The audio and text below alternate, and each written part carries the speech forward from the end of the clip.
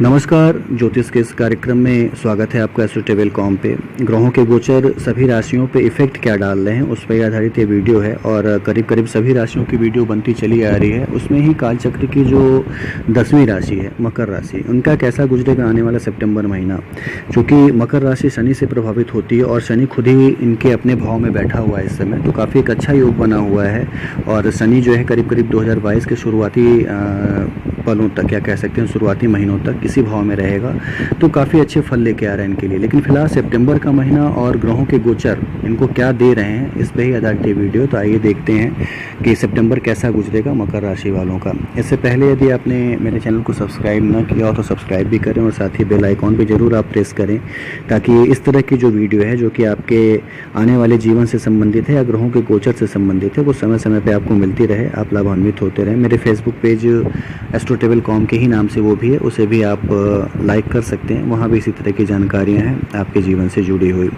तो आइए देखते हैं और समझने का प्रयास करते हैं कि ग्रहों के गोचर ले क्या आ रहे हैं आपके लिए। चूँकि ये चीज़ तय होती है कि ग्रहों के गोचर जो होते हैं वो मानव जीवन पे एक अच्छा प्रभाव डालते हैं, यानी उनके आर्थिक स्थिति को कह लें, उनके शारीरिक स्थिति को कह लें, उनके सोशल स्टेटस को कह लें, सभी को बहुत ही ज़्यादा प्रभावित करते हैं और मजबूर करते हैं कि ग्रहों के गोचर के हिसाब से आदमी सोचना शुरू करता है, उनके ही हिसाब से कार्य भी करना शुरू करता है।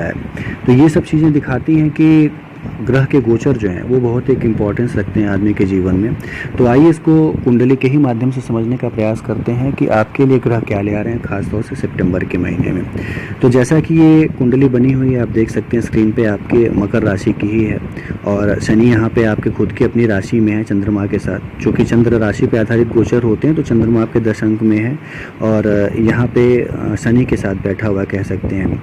मंगल जो है वो आपके चतुर्थ भाव में है और चतुर्थ भाव में भी रह के मंगल जो उसकी 3 दृष्टियां हैं, 4, 7, 8, तो चौथी आपके 7वें भाव पे और 7वीं जो है आपके दशम भाव पर, 8वीं आपके 11वें भाव पर डाले हुए। मंगल भी यहाँ पे मूल त्रिकोण का है, आप देख सकते हैं। साथ ही राहु जो है और केतु, ये दोनों ही अपनी अपनी राशियों में उच्च के थे फिलहाल, आपके 6ठे भाव में और आपके 12वें भाव में, लेकिन ये दोनों ही चेंज होने वाले हैं। उस पर अलग से एक वीडियो बनेगी। 23 सितंबर के आसपास एक बड़ा गोचर इनका है जो कि फिर से आपके जीवन को करीब करीब 1.5 साल तक प्रभावित किए रहेगा। आपके पंचम भाव में राहु चला जाएगा, यानी अपनी खुद की राशि में। कहा जाता है कि राहु जो होता है वृष राशि में स्वगृही होता है, तो ये आपकी खुद की राशि में जाएगा और साथ ही 11वें भाव में यानी वृश्चिक राशि में केतु चला आएगा।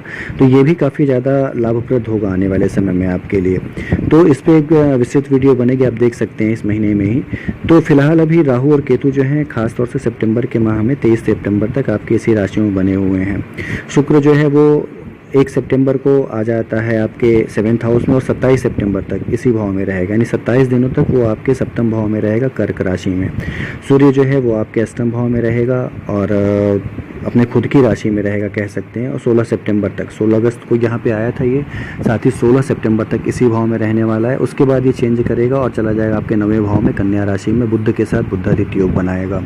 बुध भी 2 सितंबर के आसपास आएगा कन्या राशि में और 22 सितंबर तक यानी 20 दिनों तक की अवधि के लिए आपके 9वें भाव में रहेगा। तो इतने ये ग्रहों के गोचर हैं। बृहस्पति और केतु को भी आप कह सकते हैं, तो आपके 12वें भाव में ही बने हुए, काफ़ी लंबे समय से बने हुए हैं। हालांकि बृहस्पति, राहु और केतु तो चेंज होंगे तो केतु बदल जाएगा, लेकिन बृहस्पति जो है ये भी नवंबर तक ऐसे ही रहेगा और नवंबर के बाद जो है ये आपके अपनी नीच राशि में, आपकी खुद की मून साइन यानी मकर राशि में आ जाएगा और यहाँ पे फिर वो रहेगा 1 साल तक। तो चीज़ें जैसे जैसे चेंज होंगी उन पर वीडियो बनती जाएगी। लेकिन सितंबर का जो महीना है ये कैसा है आपके लिए, मुख्यतः फोकस इसी पे है। तो आपके यदि राशि से शुरू करें, यानी शनि आपके अपनी राशि में केंद्र में बैठा है, ससयोग बनाए हुए है, राजयोग है ससयोग। इस समय प्रयास करने पे निश्चित रूप से काफ़ी ऊंचाइयां मिलती कह सकते हैं। शनि को न्याय और कर्म का ही देवता माना जाता है, तो यदि पूरे कर्म के साथ आप काम करते हैं तो शनि निश्चित रूप से आपके साथ न्याय भी करेगा और काफ़ी ऊंचाई तक आपको लेके जाएगा। चूँकि इसका गोचर लंबे समय तक के लिए होता है, 2 से 2.5 सालों के लिए, तो निश्चित रूप से ये काफ़ी ऊंचाइयों पे आपको पहुंचाता है। यहाँ से जाते जाते काफ़ी ऊंचाई तक पहुंचा देता है आपको। हालांकि 7.5 का भी एक इफेक्ट रहता है कह सकते हैं आप। आपकी खुद की राशि में शनि यानी 7.5 का इफेक्ट है और कुंडली में यदि आपके शनि जो है वक्री हुआ तो ये खास तौर से आपके लिए लाभप्रद हो जाता है। तो यहाँ पे ये दिखा रहा है कि शनि आपके लिए मार्गी यदि है तो थोड़ा आप कर्म को अच्छा रखें, पूजा पाठ करते रहें, हनुमान की आराधना करें। शनि की पूजा, हनुमान की आराधना करने से ही शनि के जो दोष होते हैं वो दूर होते हैं, कह सकते हैं। तो शनि यदि वक्री नहीं है, मार्गी है, तो थोड़ी बहुत तकलीफ़ों के साथ रहेगा। चूँकि आपकी चंद्र राशि भी है, शनि और चंद्रमा का जब भी एक मिलन होता है तो निश्चित रूप से मानसिक व्यथा जरूर देता है। तो मानसिक व्यथा के साथ साथ आपके जीवन में एक लॉफ्टीनेस, एक ऊंचाई भी देगा, आपको स्टेब्लिश भी करेगा शनि, तो इसका आपको लाभ मिलेगा। तो थोड़ा सावधानी के साथ चलते रहें, आप अपने कर्म को करते रहें, आलस्य को त्याग के यदि, तो शनि सफलताएँ बड़ी शानदार देगा, कह सकते हैं, जाते जाते आपको। साथ ही उसकी दृष्टियाँ देख लें तो तीसरी आपकी जो पराक्रम भाव पे है, साथ ही सातवीं जो है आपके 7वें भाव पे, और 10वीं आपके 10वें भाव पे है। तो आलस्य त्यागना है आपको, पारिवारिक जीवन, आपका दाम्पत्य जीवन अच्छा चले, इसलिए व्यवहार आपको अच्छा करना है। शनि जो है आपको मजबूत कर रहा है, अच्छी जगह पे लेके जाएगा, लेकिन कर्म जो है आपके वो अच्छे होने चाहिए, क्योंकि बिना अच्छे कर्म के शनि फल भी अच्छे नहीं देता है। कर्म अच्छे करिए, ये एक राजयोग है, तो निश्चित रूप से आपको इस राशियोग का जरूर लाभ मिलेगा। जाते जाते शनि काफ़ी चीज़ें आपको देके जाएगा, कह सकते हैं।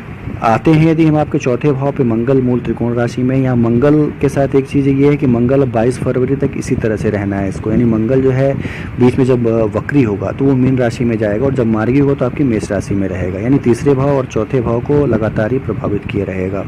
मेष का मंगल चौथे भाव में हो तो अचल संपत्तियाँ, भूमि, भवन, वाहन, इन सबों में विशेष रूप से प्रगति देता है। तो यदि आप इन सब चीज़ों के लिए उत्सुक थे लेने के लिए, या आपके पास लग रहा था कि आप इन सब चीज़ों में इन्वेस्ट कर सकते हैं, तो ये बड़ा ही उपयुक्त समय है, और ख़ास तौर से फरवरी तक का समय बड़ा ही उपयुक्त है, आप इसमें कर सकते हैं। इसमें लाभ भी आपको ज़्यादा मिलेंगे। वो लोग जो ज़मीन के धंधों से जुड़े हैं, मल्टी स्टोरीज़ के बिजनेस से जुड़े हैं, यानी ज़मीन के किसी भी तरह के उत्खनन से जुड़े हुए हैं, बालू के ठेकों से जुड़े, उनको लाभ मिलने की संभावनाएं जो है इस समय वो ज़्यादा बढ़ गई हैं इस समय मंगल के इस गोचर से। मंगल आपको लाभ अच्छे कराएगा। मंगल की यदि 7वीं दृष्टि के बारे में बात करें तो आपके 10वें भाव पर पड़ रही है। आपके उच्च अधिकारियों से संबंध बनाना, उनसे काम निकाल लेना, अपने कर्म में आपको एक तेज़ी देखने को मिलेगी, कह सकते हैं, यानी कर्म जो है आपका वो काफ़ी तेज हो जाएगा। आप कर्म करने के लिए लालायित रहेंगे, कह सकते हैं, यानी आप जो आलस्य एक मन में था वो आपके निकलेगा, कर्म आप तेज़ी से करेंगे।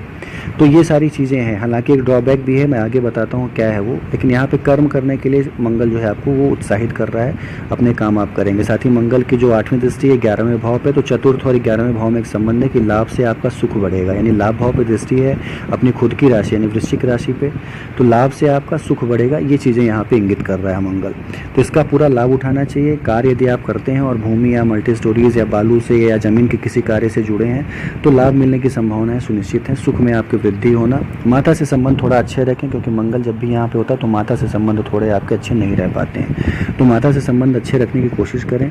बाकी चीज़ें मंगल बड़ा ही शानदार यहाँ पे देगा।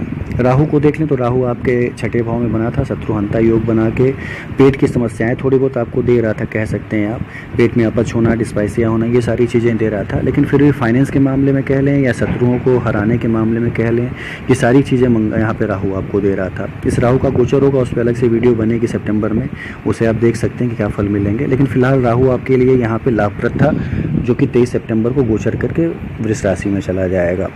शुक्र को ले लें तो 1 से लेके 27 सितंबर तक आपके सप्तम भाव में रहना है। सप्तम भाव में शुक्र का रहना कर्क राशि में एक मध्यम फल देता है, कह सकते हैं, बहुत अच्छे भी नहीं कह सकते हैं, खराब भी नहीं कह सकते हैं। उस पर आप शनि की दृष्टि भी आप देख रहे हैं, तो दिमाग को संतुलित रखें, पत्नी के साथ या पति के साथ व्यवहार को अपने आप अच्छा रखें, और व्यापार में जो भी कार्य करें, यदि आप व्यापार कर रहे हैं तो निश्चित रूप से आपको सफलताएं तो देगा, लेकिन करने से पहले सारी चीज़ों का ड्रॉबैक और उसकी अच्छाई बुराई सारी चीज़ें समझ के करें। जल्दीबाजी में करने का प्रयास इस समय न करें। और ख़ासतौर से वो लोग जो कि ऑर्नामेंट्स के बिजनेस से जुड़े हैं, जूतों के बिजनेस से जुड़े हैं, कपड़ों या परफ्यूम के बिजनेस से जुड़े हुए हैं, उन लोग के लिए थोड़ा क्रिटिकल समय कह सकते हैं ये।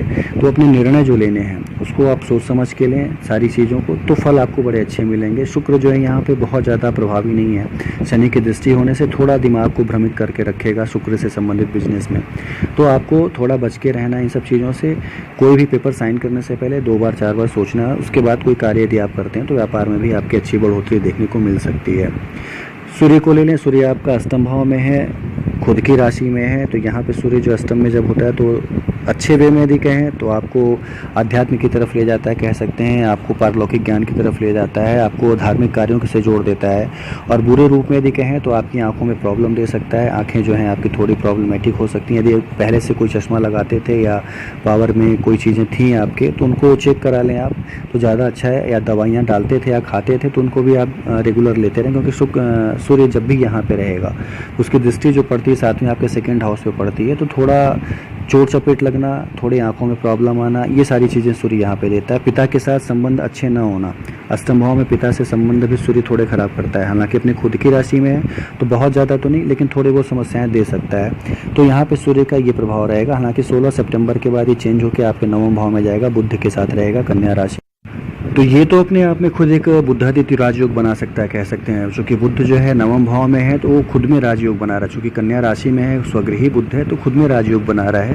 साथ ही सूर्य के जाने से बुधादित्य नाम का राजयोग भी बनेगा। तो नवम भाव आपका विशेष रूप से प्रभावित हो जाएगा। दूरदर्शिता बढ़ना, सारी चीज़ों में सफलता मिलना, भाग्यवश वो भी चीज़ें प्राप्त होना जो कि काफ़ी दिनों से लग रहा था अटकी हुई, ये सारी चीज़ें 16 सितंबर के बाद यहाँ पर मिल जाएंगी आपको। तो सूर्य का ये प्रभाव आपको मिलेगा। बुध के लिए मैंने बताया कि बुध आपके नवम भाव में है, खुद में राजयोग बना ही रहा है बुध, एक तरह से कह सकते हैं। तो ये चीज़ें जो दिखा रहा है कि समय जो है ये सितंबर का महीना ये काफ़ी अच्छा है। और नवम भाव के और दसम भाव के बुध की काफ़ी ज़्यादा तारीफ की जाती है ज्योतिष में। यहाँ पे रहने वाला आदमी जो होता है गणित में बहुत ही ज़्यादा स्ट्रांग होना कह सकते हैं, ज्योतिष में वो काफ़ी अच्छी नॉलेज होना उसको कह सकते हैं रहती है।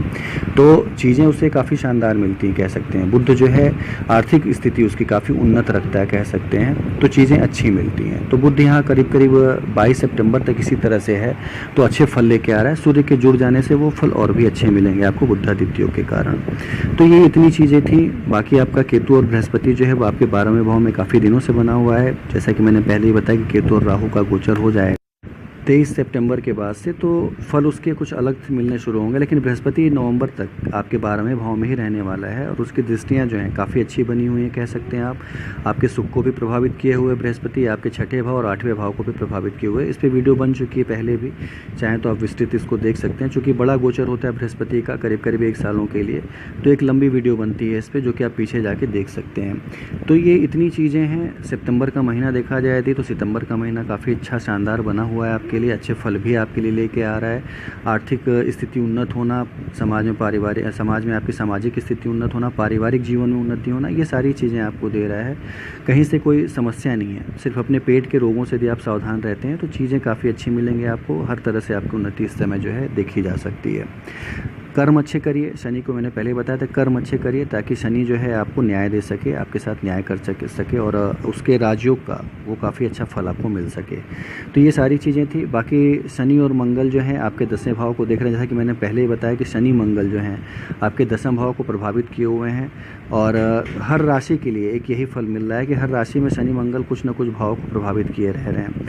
इससे चीज़ें जो हैं थोड़ी प्रॉब्लमेटिक हो जाती हैं कह सकते हैं। मन में एक आलस्य आना, जैसा कि मैंने बताया मंगल आपको काफ़ी ज़्यादा ओजपूर्ण रखेगा, एक्टिव रखेगा। शनि वहाँ पे उसका उल्टा करता है। तो आपको शनि के हिसाब से कर्म नहीं करने हैं, आपको मंगल के हिसाब से कर्म करके अपने आप को एक्टिव रखना है, चीज़ों को पाना है। साथ ही बहुत ज़्यादा ऐसे प्रयास नहीं करते हैं कि कोई नुकसान आपको, क्योंकि 10वां भाव कर्मेश होता है आपका और कर्म भाव में ये सारी चीज़ें होना दिखाता है कि कोई ना कोई नुकसान आपको आपके कर्म से हो सकता है। तो हमेशा सजग रहें, इसीलिए मैंने पहले बताया कि सजग रहें, सजग रह के सारी चीज़ें करें तो चीज़ें आपको शानदार मिलेंगी। आराधना और पूजा करनी है तो हनुमान की आराधना करें। शनि मंगल के जो सम्मिलित दोष हैं उनको दूर करने की शक्ति सिर्फ हनुमान जी में ही है कलयुग में। तो शनिवार मंगलवार को ज़रूर आप आराधना उनकी करें, रोज़ करें, बहुत अच्छा। नहीं शनिवार मंगलवार ज़रूर जाया करें ताकि आपके जो पाप प्रभाव हैं शनि और मंगल के उसमें कमी आए और आप आगे बढ़ें, आपका आत्मविश्वास बढ़े। शुभकामनाएं हैं आपको, आप ऐसे ही आगे बढ़ते रहें। सितंबर का महीना आपके लिए काफ़ी अच्छा हो। साथ ही वीडियो को आप लाइक और कमेंट भी करें। यदि आपको अच्छी लगी हो वीडियो तो आप लाइक कमेंट कर सकते हैं। साथ ही आप जो है अपने सवाल भी नीचे दिए नंबरों पर पूछ सकते हैं, समय के हिसाब से उसके उत्तर आपको दे दिए जाएंगे। धन्यवाद।